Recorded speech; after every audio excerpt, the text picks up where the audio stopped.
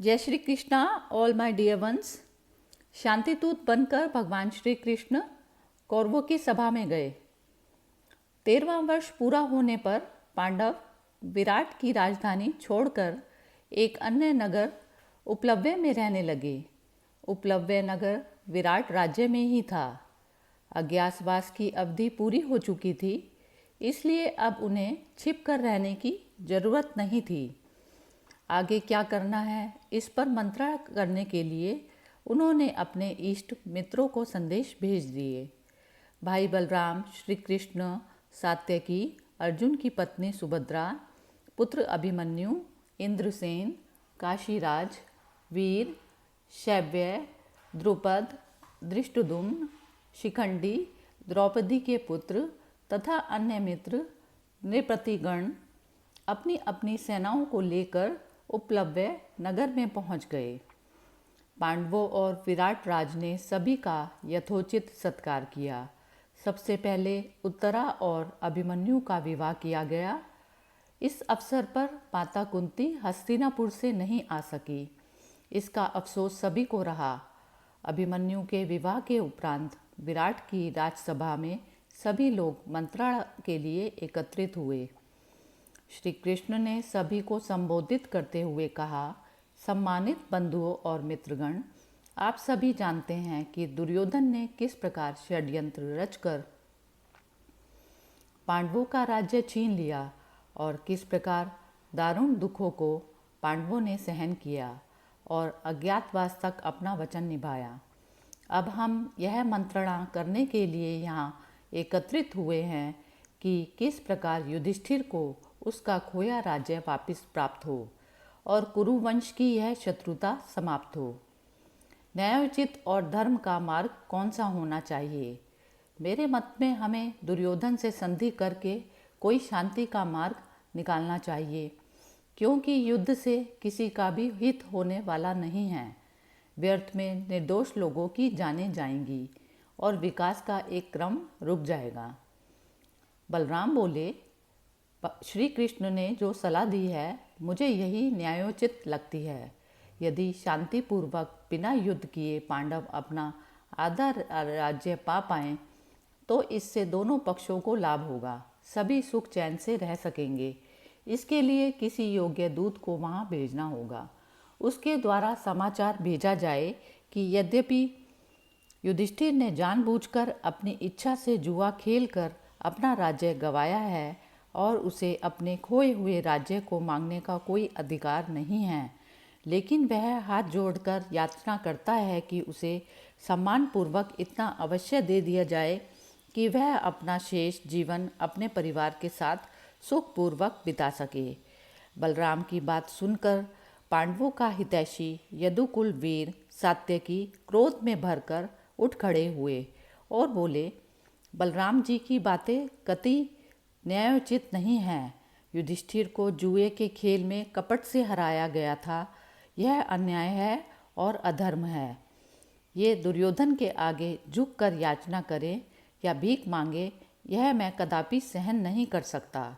शत्रुओं के आगे हाथ पसारने से तो अच्छा है युद्ध करके प्राण देना। सात्यकी की बात का समर्थन राजा द्रुपद ने किया। सात्य का कथन सर्वथा उचित है। हमें विलंब न करके युद्ध की तैयारी करनी चाहिए। श्री कृष्ण ने बहस को रोकते हुए कहा, पांचाल राज की सलाह उचित है। यह सलाह राजनीति के अनुकूल है। उचित यही होगा कि पहले एक दूत वहां भेजा जाए और वह न्याय उचित रूप से संधि की बात करे। श्री कृष्ण की बात सभी ने मान ली। श्री कृष्ण बलराम सहित द्वारिका लौट आए। द्रुपद राज ने अपने राजपुरोहित को दूत बनाकर हस्तिनापुर भेज दिया। कुछ दिन बाद दूत ने आकर बताया कि दुर्योधन किसी भी प्रकार की संधि के लिए तैयार नहीं है। उसकी बात सुनकर अर्जुन श्री कृष्ण से मिलने द्वारिका गए। दुर्योधन को पता चला तो वह भी द्वारिका जा पहुंचा। संयोग से दोनों वहां साथ साथ पहुंचे थे। उस समय श्री कृष्ण विश्राम कर रहे थे। दोनों श्री कृष्ण के शयन कक्ष में चले गए। श्री कृष्ण को सोता देखकर दुर्योधन उनके सिरहाने पर जा बैठे और अर्जुन उनके पायताने जाकर बैठ गए। जब श्री कृष्ण की आंख खुली तो उन्होंने मुस्कुराकर अर्जुन का कुशल क्षेम पूछा। तभी उनकी दृष्टि दुर्योधन पर पड़ी तो उन्होंने उसका भी कुशल क्षेम पूछा और उनके आने का कारण जाना। दुर्योधन ने कहा, कृष्ण, मैं यहाँ अर्जुन से पहले आया हूँ, इसलिए मुझे युद्ध में आपकी सहायता मांगने का पहला हक है। तब भगवान श्री कृष्ण ने कहा, अवश्य, परंतु मैंने पहले अर्जुन को देखा है। दुर्योधन।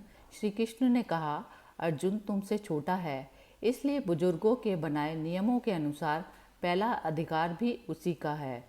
इसलिए पहले इसे बोलने दो कि यह किस लिए आया है। हे श्री कृष्ण, मैं युद्ध भूमि में आपकी सहायता के लिए यहाँ आया हूँ, अर्जुन बोला। तब भगवान श्री कृष्ण ने उसे कहा, पार्थ, एक और मैं अकेला और निहत्था हूँ। मैं ऐसे किसी युद्ध में शस्त्र नहीं उठाऊंगा जो तुम्हारे और कौरवों के बीच लड़ा जाएगा। दूसरी ओर मेरी सशस्त्र नारायणी सेना है जो अत्यंत विकट वीरों से भरी है। बोलो तुम्हें क्या चाहिए। श्री कृष्ण ने दुर्योधन की ओर देखा तो वह बोला, द्वारिका की सशस्त्र सेना आप मुझे दीजिए यदुनाथ। तब भगवान श्री कृष्ण ने कहा, तथास्तु। द्वारिका से जाने के पूर्व दुर्योधन महाबली बलराम से भी मिला और उनसे भी सहायता मांगी, किंतु बलराम ने कहा कि वे निश्चय कर चुके हैं कि कौरव और पांडवों के युद्ध में तटस्थ रहेंगे। दुर्योधन प्रसन्न होकर वापस हस्तिनापुर लौट आया। उसने कर्ण और मामा शकुनी को बताया कि अर्जुन निहत्थे कृष्ण को पाकर अच्छी तरह ठगा गया। श्री कृष्ण ने दुर्योधन के जाने के बाद अर्जुन से पूछा, सखा अर्जुन, तुमने मेरे सैन्य बल को स्वीकार न करके मुझ निशस्त्र को क्यों मांगा। तब अर्जुन ने कहा, हे कृष्ण, मेरी इच्छा है कि आप इस युद्ध में मेरे सारथी बने, तब मैं अकेला ही कौरवों की सेना को परास्त कर दूंगा, यह मेरा विश्वास है। अर्जुन की बात सुनकर श्री कृष्ण मुस्कुरा दिए और प्रेम पूर्वक उसे विदा किया। आत्मविश्वास से भरपूर व्यक्ति अवश्य विजयी होता है। दूसरी ओर दुर्योधन भविष्य में होने वाले युद्ध के लिए पांडवों की भांति ही युद्ध की तैयारी जोर शोर से कर रहा था। उसने अपने सभी मित्र राजाओं को संदेश भेज दिया था।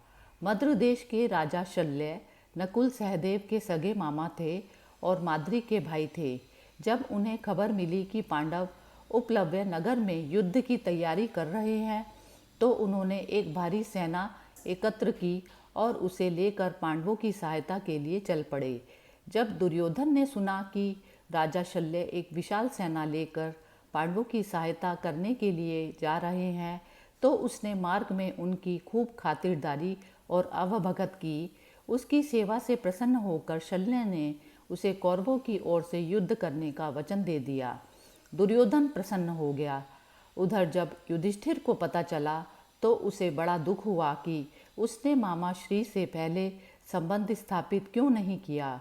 फिर भी युधिष्ठिर मामा श्री शल्य से मिला तो उन्होंने युधिष्ठिर से कहा, पुत्र, मैं दुर्योधन को वचन दे बैठा हूँ, इसलिए युद्ध तो उन्हीं की ओर से करूँगा, परंतु यदि कर्ण ने मुझे अपना सारथी बनाया उसकी तेजस्विता नष्ट जाएगी और इस तरह अर्जुन के प्राणों पर कोई संकट नहीं आ सकेगा। मुझे आशा है विजय तुम्हारी ही होगी क्योंकि तुम धर्म के साथ हो। उपलव्य नगर में रहकर पांडवों ने अपने मित्र राजाओं द्वारा 7 अक्षौणी सेना एकत्र की। उधर कौरवों ने उससे अधिक 11 अक्षौणी सेना एकत्र की। एक अक्षौणी सेना में 21,870 रथ होते थे। उसी हिसाब से हाथी, घोड़े और पैदल होते थे। सेना एक रथ के साथ एक हाथी, 3 घोड़े और 5 पैदल सैनिक रखते थे। हस्तिनापुर में युद्ध की आशंका से चिंता का माहौल था। धृतराष्ट्र अपने पुत्रों की हठ धर्मिता से परेशान थे तो कुंती अपने पुत्रों के लिए चिंतित थी। धृतराष्ट्र, विदुर, भीष्म, द्रोणाचार्य आदि दुर्योधन को बार बार समझाने का प्रयास कर रहे थे, किंतु वह पांडवों को कुछ भी वापस देने के लिए तैयार नहीं था। कुंती को यह डर था कि पितामह भीष्म, द्रोण, कृपाचार्य जैसे अजय महारथियों को उसके पुत्र किस तरह परास्त करेंगे। जिन दिनों दोनों ओर से युद्ध की तैयारी चल रही थी, उन्हीं दिनों अंतिम प्रयास करने शांति दूत बनकर हस्तिनापुर पहुँचे। वहाँ वासुदेव कृष्ण का जोरदार सत्कार हुआ। उनके साथ सात्यकी भी थे। राजमाता कुंती से भी श्री कृष्ण ने भेंट की। कुंती ने अपने पुत्रों और परिवार के अन्य लोगों का कुशल समाचार पूछा तथा आने वाले अमंगल के लिए अपनी चिंता व्यक्त की। श्री कृष्ण ने कुंती को सांत्वना दी कि उन्हें कर्ण से भेंट करने की सलाह दी। यदि कर्ण पांडवों की ओर आ जाए तो दुर्योधन का हौसला पस्त हो जाएगा। कुंती से मिलकर श्री कृष्ण धृतराष्ट्र की सभा में गए और कहा, राजन, मैं यहाँ पांडवों का राजदूत बनकर आया हूँ। मेरे आने का उद्देश्य यही है कि परिवार के दोनों पक्षों के मध्य शांति स्थापित हो जाए तो अच्छा है। इसीलिए संधि प्रस्ताव लेकर आया हूँ। यदि आप पांडवों को आधा राज्य नहीं देना चाहते तो उन्हें कम से कम 5 गांव ही दे दें। इससे युद्ध की आशंका दूर हो जाएगी। पांडव शांति प्रिय हैं, किंतु अपना अधिकार पाने के लिए वे युद्ध करने को भी तैयार हैं। यदि संधि हो जाती है तो वे दुर्योधन को युवराज और महाराज धृतराष्ट्र को महाराज के रूप में स्वीकार करने के लिए तैयार हैं। श्री कृष्ण की बात सुनकर दुर्योधन तेजी से खड़ा हुआ और बोला, मधुसूदन, आप पांडवों के हितैषी हैं, किंतु मेरा इसमें दोष कहाँ है? युधिष्ठिर तो स्वयं ही अपना राज्य स्वेच्छा से हार गए हैं। खेल की शर्त के अनुसार ही उन्हें 12 वर्ष का वनवास और 1 वर्ष का अज्ञातवास भोगना पड़ा। इससे मैंने कौन से अपराध कर दिया? आप मुझे युद्ध की धमकी से मत डराइए। आप हमारा उत्तर सुन लीजिए। मैं युद्ध किए बिना सुई की नोक के बराबर भी पांडवों को भूमि नहीं दूंगा। 5 गांवों की तो बात ही बहुत बड़ी है। दुर्योधन की बात सुनकर श्री कृष्ण ने कहा, दुर्योधन, जब विनाश का समय निकट होता है तो व्यक्ति की बुद्धि उसका साथ छोड़ देती है। क्या तुम अपने दुष्कर्मों को भूल गए? द्रौपदी को भरी सभा में जिस प्रकार तुमने अपमानित किया, वही अकेला दोष अब तुम्हारी मृत्यु का कारण बनेगा। कृष्ण ने धृतराष्ट्र और पितामह भीष्म की ओर देखकर कहा, पितामह, समझाओ इस नासमझ को। एक अकेला यह सारे कौरवों के विनाश का कारण बनेगा। इससे अच्छा तो यही है कि पूरे देश को बचाने के लिए एक दुर्योधन का त्याग कर दिया जाए। श्री कृष्ण की बात पर धृतराष्ट्र ने विदुर से कहा, विदुर, मैं भी वही चाहता हूँ जो श्री कृष्ण को प्रिय है, किंतु मैं क्या करूँ? मुझ में इतनी शक्ति नहीं है कि मैं अपने पुत्रों को समझा सकूं। मैं विवश हूँ विदुर, तुम ही दुर्योधन को समझाओ।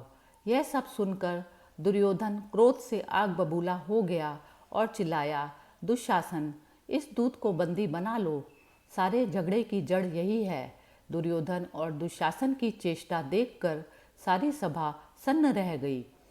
इससे पहले वे कुछ कहते, श्री कृष्ण हंसे और दुशासन तथा सैनिकों को पास आते देख एकाएक अपने विशाल रूप में आ गए। श्री कृष्ण का विश्व रूप देखकर सारी सभा चमत्कृत रह गई। पल भर के लिए धृतराष्ट्र ने अपनी अंधी आंखों से ज्योति अनुभव की और उनके मुख से निकला, हे कमल नयन, मेरा अहोभाग्य जो मुझे आपके विश्व रूप के दर्शन हुए। अब इन नेत्रों से मैं कुछ और देखना नहीं चाहता। मेरी दृष्टि फिर से नष्ट हो जाए। ऐसी प्रार्थना करते ही धृतराष्ट्र की दृष्टि चली गई। दुर्योधन कांप कर रह गया। सात्यकी और विदुर श्री कृष्ण के पास अगल बगल चले गए। श्री कृष्ण ने विधिवत सभी सभासदों से आज्ञा ली और राजसभा छोड़कर चले गए। वे सीधे कुंती के पास पहुँचे और पूरा हाल उन्हें कह सुनाया। बुआ, कौरवों का काल निश्चित है, युद्ध अब अनिवार्य है। कुंती बोली, कृष्णा, मेरे पुत्रों से कहना, क्षत्रिय माताएं जिस क्षण के लिए पुत्रों को जन्म देती हैं, वह क्षण अब आ पहुंचा। उन्हें मेरा आशीर्वाद। श्री कृष्ण का शांति दूत बनकर हस्तिनापुर जाना यह बताता है कि शांति स्थापित करने के लिए संसारिक चीज़ों को मूल्य देना व्यर्थ है, लेकिन सब संसारिक चीज़ों को मूल्य ना देने के बावजूद भी यदि शांति स्थापित नहीं होती तो उस समय युद्ध करना भी श्रेष्ठ है।